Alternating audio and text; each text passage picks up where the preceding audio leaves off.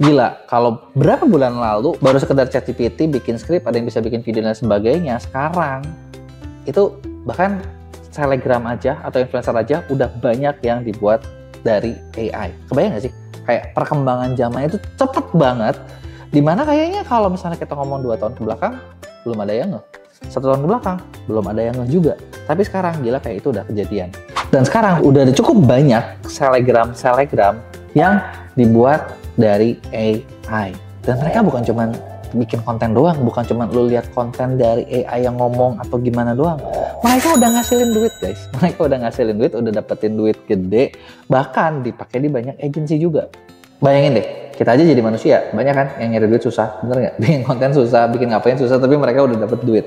Nah, yang kita bakal bahas ini sebenarnya bukan berarti, oh kita anti Telegram AI atau gimana, tapi gimana caranya manfaatin Telegram AI ini buat bisnis kalian, gitu ya. Karena sebenarnya kalau dengan adanya fenomena ini, mungkin nggak sih ke depannya posisi Telegram manusia tuh bisa kegantiin. Karena ya banyak juga kan orang yang sampai takut kalau misalnya AI ini bakal ngerebut masa depan. Apalagi kalau kalian nonton film Terminator, ya kan? Ada, siapa tuh? Terminator? Genesis ya?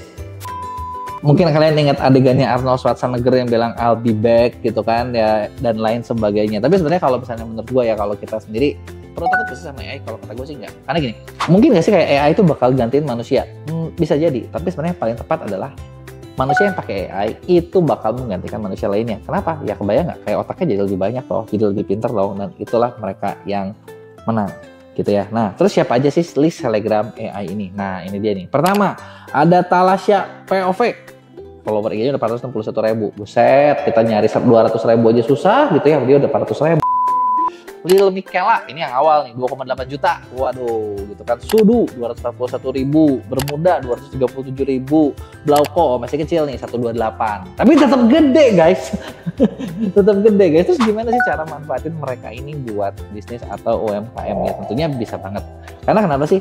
Nah, list tren AI ini itu narik banyak orang buat follow. Bener nggak? Terus udah gitu bisa ngasilin masa, dan terus udah gitu ya orang-orang yang tertarik itu kan bisa ngeliat gitu kan. Terus kenapa mulai banyak agensi periklanan yang pakai Telegram AI dibandingin Telegram manusia? Kenapa sih nggak ngembangin aja manusia gitu kan? Banyak loh agensi kan harusnya mengembangkan manusianya. Sebenarnya kalau misalnya gue lihat mungkin ada beberapa alasan ya. Kayak AI ini kalau misalnya ditanya ya dibilang mahal, pasti mahal. Bener nggak? Tapi AI ini enaknya apa? Nggak ada drama. Lu bayangin, sekarang kalau tahu sendiri ya, kalau Telegram manusia, bener nggak?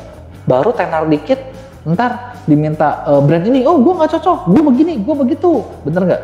Diminta pergi jauh dikit, oh jauh, gue begini, gue begitu, gue begini, gue begitu, banyak drama, bener nggak?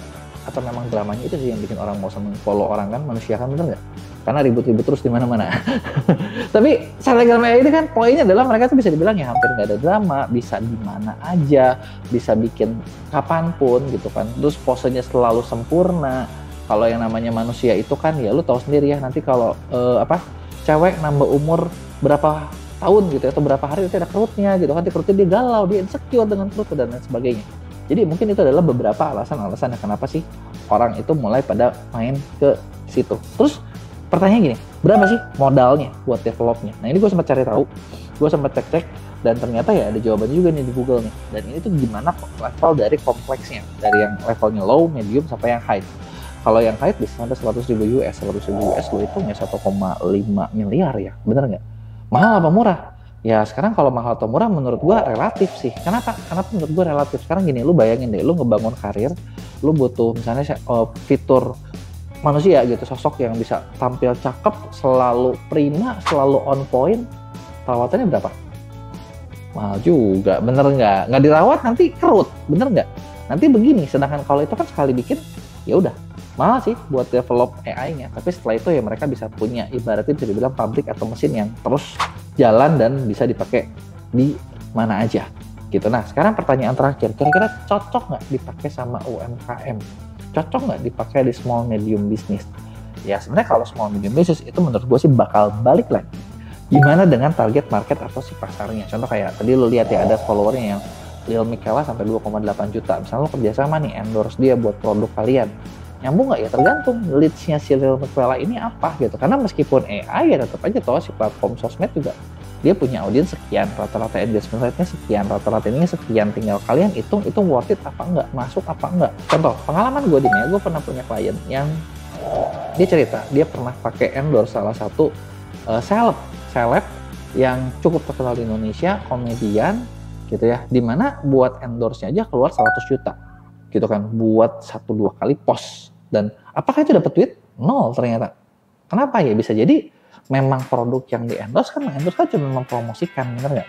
Biar orang tahu produknya gitu kan. Produknya belum siap, atau mungkin belum laku, atau belum terlalu bisa buat dipasarin. Jadi, kalau ngomongin worth it nggak nih buat pakai si AI ini? Ya tergantung gitu. Kalau produk kalian udah ready, udah gimana ya udah masuk. Sebagai bisnis, bisa nggak nih kita bikin Selebgram AI lagi buat misalnya jadi punya IP atau intellectual property gitu ya. Yaitu tergantung juga kalau kalian punya modalnya dan kalian misalnya bisa ngembangin ya bisa-bisa aja gitu. Karena yang namanya intellectual property kan ya sama kayak properti secara umum ya, cuman dalam bentuk intelektual.